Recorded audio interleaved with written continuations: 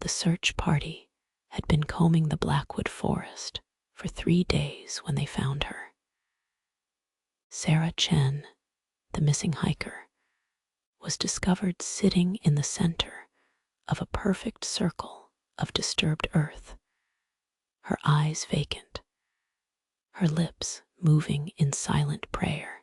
But it wasn't Sarah that made the seasoned search and rescue team step back in horror. It was what they found when they began to dig. 36 dolls, each buried standing upright, facing inward toward where Sarah sat, porcelain faces cracked with age, glass eyes clouded, but somehow still watching. The dolls wore children's clothes from different eras, some from the 1950s, others clearly Victorian, a few disturbingly modern. Each one clutched a small piece of paper in its tiny hands. Detective Marcus Webb arrived as the forensics team was cataloging the scene. He'd seen plenty in his 20 years on the force, but something about those dolls made his skin crawl. The papers they held were all identical, each one bearing a child's name and a date. 36 names, 36 dates spanning over a century. Detective Officer Janet Mills approached him, her face pale. We ran those names through missing persons. Every single one matches a child who vanished from the surrounding counties. The dates, they're the days they disappeared. Webb knelt beside one of the dolls, a Victorian-era piece with a cracked face and faded blue dress. The paper in its hands read, Emily Harrison, October 31, 1892. According to the historical records Mills had pulled up, Emily Harrison was 7 years old when she vanished while picking berries at the edge of Blackwood Forest. She was never found. Sarah Chen was taken to Riverside Hospital, where she remained in a catatonic state.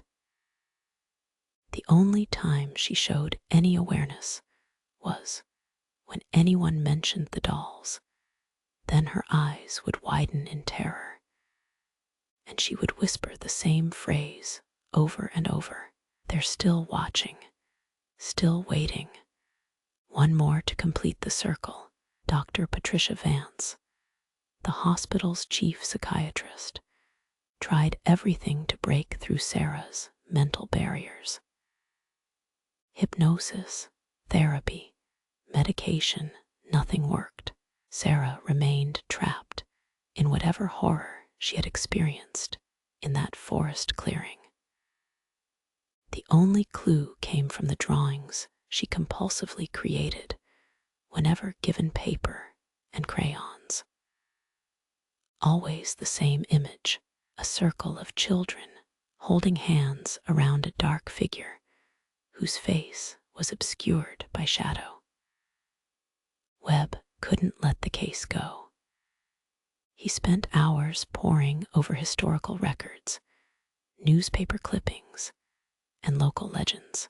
The earliest disappearance dated back to 1892. But there were gaps.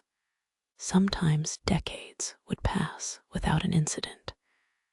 Then 3 or 4 children would vanish within a single year. Always near Blackwood Forest, always without a trace. The dolls themselves were sent to the state crime lab for analysis. The results were disturbing. Each doll's hair wasn't synthetic, it was real human hair. DNA analysis confirmed it matched the missing children. The clothes were original too, taken from each child's wardrobe. But the dolls themselves were old, far older than even the earliest disappearance. porcelain was dated to the early 1800s, all from the same manufacturer, Whitmore and Sons, a company that had operated briefly in the nearby town of Ashbrook before burning down in 1821. Webb drove to Ashbrook, now little more than a collection of abandoned buildings and a few stubborn residents. The local historical society was run by Eleanor Marsh, a woman in her 80s who had lived in Ashbrook her entire life. When Webb showed her photos of the dolls, her hands began to tremble.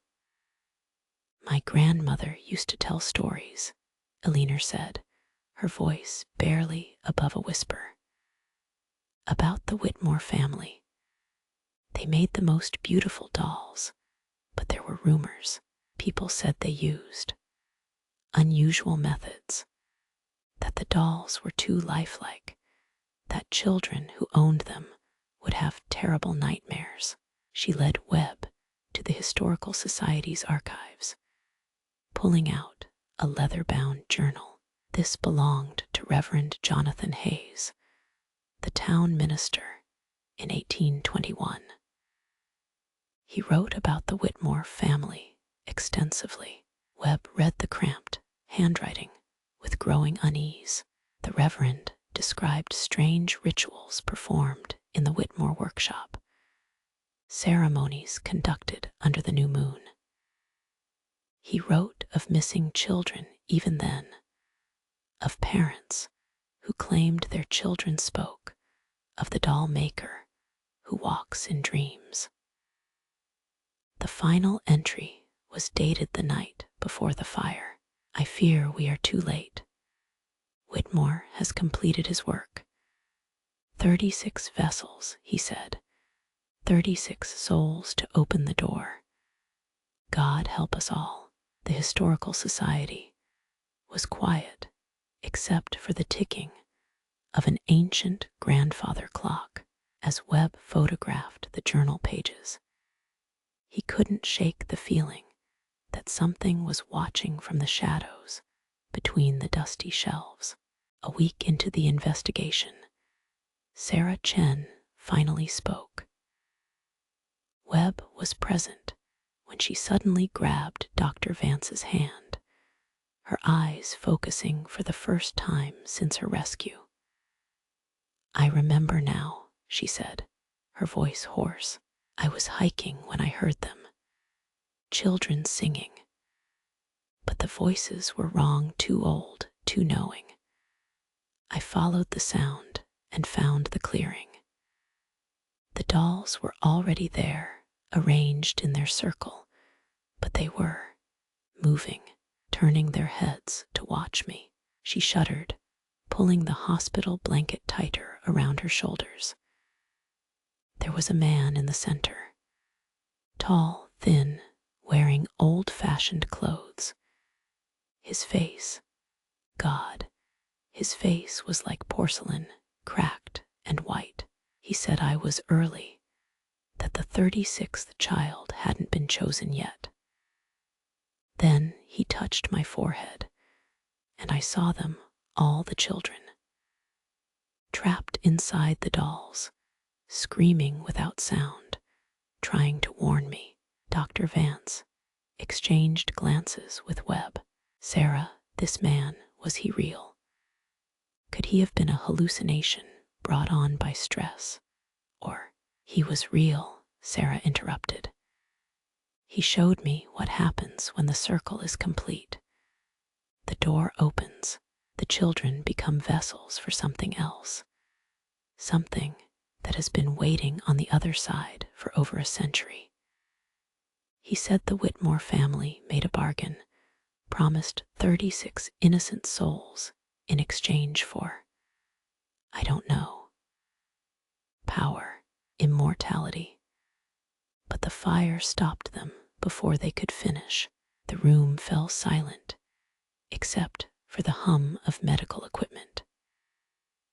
Outside the window, dark clouds gathered over the distant tree line of Blackwood Forest. That night, Webb's phone rang at 3 a.m.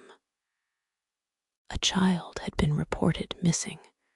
Lucy Morrison, age 8, last seen playing in her backyard, which bordered Blackwood Forest. The search teams were mobilized immediately, but Webb had a sick feeling they were already too late. He returned to the clearing where the dolls had been found. The forensics team had filled in the holes, but the circle was still visible as he stood there in the pre-dawn darkness. His flashlight beam caught something, a small piece of fabric caught on a bush. A piece of Lucy Morrison's distinctive rainbow jacket. But it was what he found next that made his blood run cold. In the exact center of the circle, where Sarah had been found, someone had dug a new hole. Inside was a doll newer than the others, but crafted in the same style. It wore a rainbow jacket. In its hand was a piece of paper with Lucy Morrison's name and today's date. Webb ran back to his car, radioing for backup. But even as police swarmed the forest, even as search helicopters circled overhead, he knew they wouldn't find Lucy Morrison, not alive. The 36th child had been chosen. The doll stared up at him from the hole with painted eyes that seemed to follow his movement. Despite being newly placed, it already looked ancient, as if years of burial had passed in mere hours. The rainbow jacket it wore was perfectly scaled, every detail matching Lucy's actual clothing. Webb photographed everything, his hands shaking as he worked. The investigation intensified. The FBI was called in, specialists in cult crimes and historical cases. They exhumed the remains of the Whitmore workshop, finding disturbing evidence of occult practices and human remains in the basement, but no sign of Lucy Morrison. Sarah Chen was released from the hospital, but refused to leave town. She took a room at a local motel, spending her days researching, trying to find a way to stop what she insisted was coming. She contacted Webb regularly, sharing her findings, old protection symbols, binding rituals, anything that might help. The autumn equinox, she told Webb over coffee at the lone diner that served the area. That's when it happens, when the veil is thinnest. 3 days from now. Webb wanted to dismiss it as trauma-induced delusion, but he couldn't ignore the evidence. 36 children missing over more than a century. 36 dolls buried in a perfect circle, and now Lucy Morrison, the 36th name on a list that should never have been completed. The diner was nearly empty, just them and an elderly waitress who kept glancing nervously at the forest visible through the windows. Sarah had spread old books and photocopied documents across the table protection circles, banishing rituals, accounts of similar incidents from around the world. Her dedication was either admirable or concerning, depending on how much Webb believed her story. Look at this. Sarah pointed to a passage in a water-damaged journal. Similar case in Romania, 1743. 36 puppets found buried in a circle. The villagers managed to stop the ritual, but only by She paused, her face paling. Only by sacrificing the one who found them. The night of the autumn equinox, Webb found himself back at the clearing. He wasn't alone, Sarah was there, along with a handful of others who believed her story. Eleanor Marsh from the Historical Society, Dr. Vance, even a few parents of the missing children who desperately hoped their loved ones might somehow still be saved. They waited as darkness fell, the forest growing unnaturally quiet around them. Then, at exactly midnight, the ground in the circle began to shift. The dolls rose from their buried positions, earth falling away from their porcelain faces, 36 dolls standing in their circle, and in the center, a 37th Lucy Morrison's doll. The temperature plummeted. Frost spread across the ground despite the mild September weather. And then Webb saw him, the figure Sarah had described, tall, thin, with a face like a broken doll. Samuel Whitmore, or what remained of him after 2 centuries of waiting. "The compact is complete," Whitmore said, his voice like porcelain scraping against stone. 36 innocent souls, as promised. The door opens tonight. The air in the center of the circle began to shimmer and tear. Through the rift, Webb glimpsed something that made his mind reel, a vast darkness populated by things that should not exist, pressing against the barrier between worlds, eager to cross over. But Sarah stepped forward, holding an old leather journal, Reverend Hayes's journal, stolen from the Historical Society.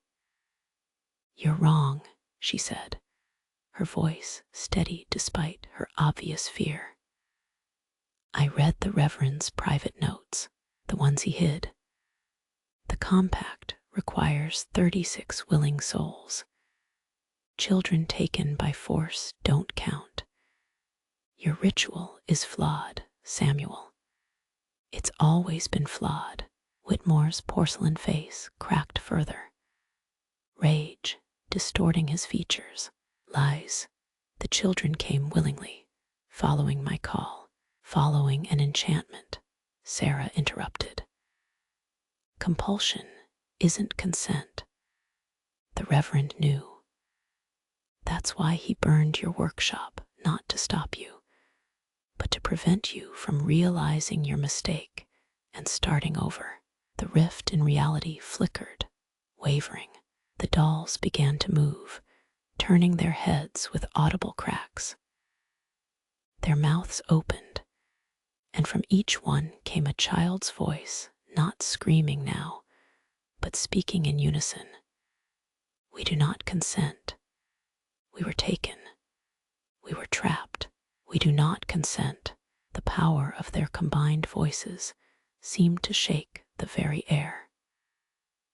The dimensional rift began to destabilize, its edges sparking with unnatural energy. Whitmore stumbled backward, his perfect composure finally breaking as centuries of planning unraveled before his eyes.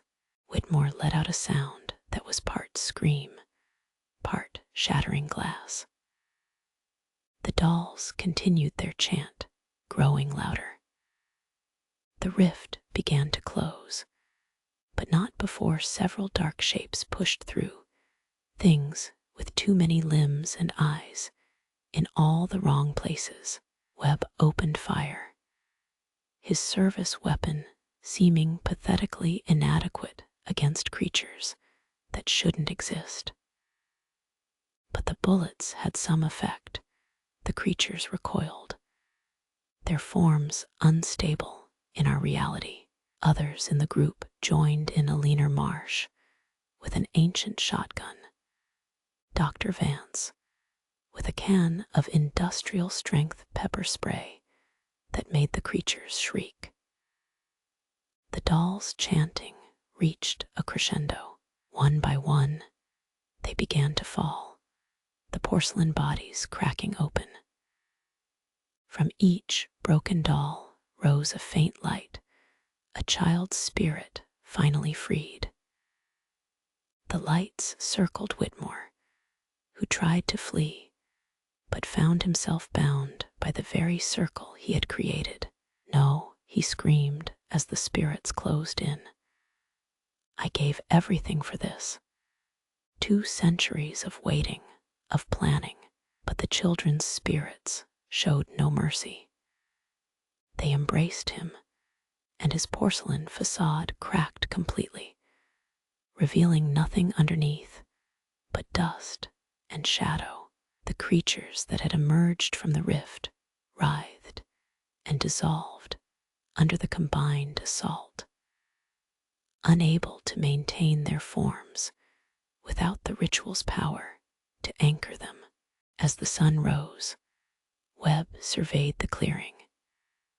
The dolls lay broken, finally at rest.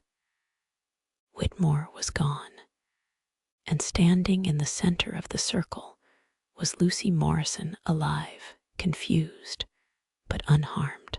She had no memory of the past week, only vague nightmares of being trapped in a dark place with voices calling her name. The other children were gone, their spirits finally at peace after decades or centuries of imprisonment. The clearing was excavated completely, the dolls destroyed, the earth salted and blessed by representatives of every faith willing to participate. Sarah Chen left town shortly after, but not before giving Webb a warning. "There are other clearings," she said, "other circles. The Whitmores weren't the only family to make such bargains.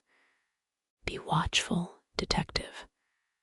The door we closed tonight is just one of many." Webb kept her words in mind as he returned to his regular caseload.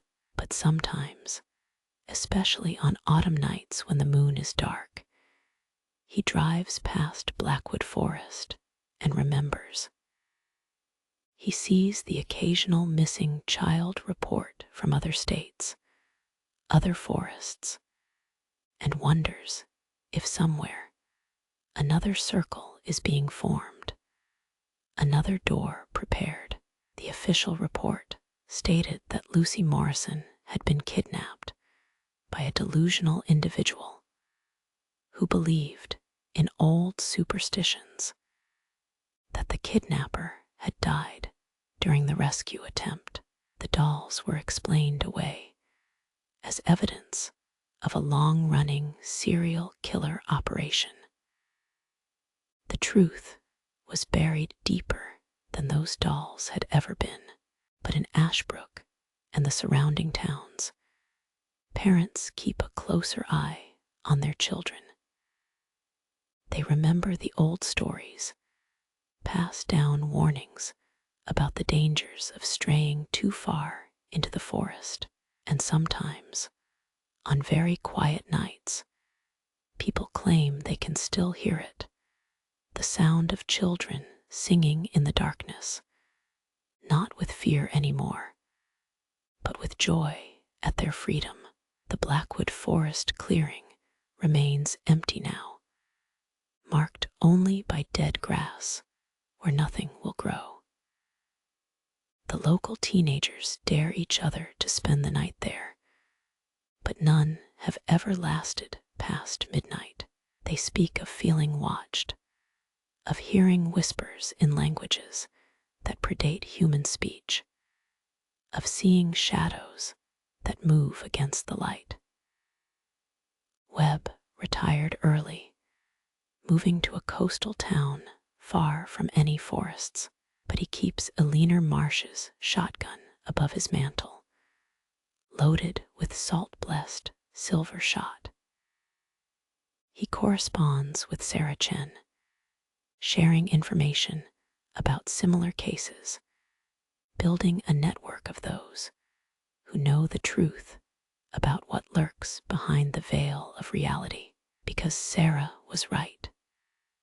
There are other circles, other doors, and somewhere, in a workshop hidden from mortal eyes, other doll makers continue their terrible work, one stolen child at a time. The battle at Blackwood Forest was won, but the war against the darkness continues, fought in shadows and silence by those who remember what happens when innocent souls become currency for cosmic horrors. And in the evidence locker of the Ashbrook Police Department, sealed in a box marked, "Do not open," 37 broken dolls wait. Sometimes, the night shift officers swear they can hear them whispering, warning of other circles being formed, other children marked for collection. The dolls are broken, their purpose defeated, but their vigil continues, silent sentinels against the darkness that still seeks a way into our world. The story of the 36 dolls buried in Blackwood Forest became a legend, whispered, but never fully told. Those who were there that night rarely speak of it, bound by an unspoken agreement that some truths are too dangerous to share. But they remember, they watch, and they wait, knowing that evil like Samuel Whitmore's never truly dies. It only sleeps, dreaming of the day when another circle will be complete, and another door will open onto nightmares beyond human comprehension. In other towns, in other forests, children still go missing. Most are found, explained by mundane tragedies. But sometimes, search parties find strange things. A single antique doll buried in fresh earth, a circle of disturbed ground, pieces of children's clothing from different eras. These cases are quietly forwarded to a special task force, investigators who know to look for the signs, who understand that some mysteries are better left buried. The war continues, fought by those who remember the night 36 stolen souls rose up against their captor, proving that even in the darkest magic, the innocent have power. And somewhere, Sarah Chen studies her maps, marking new locations, preparing for the next battle against those who would trade children's souls for forbidden knowledge.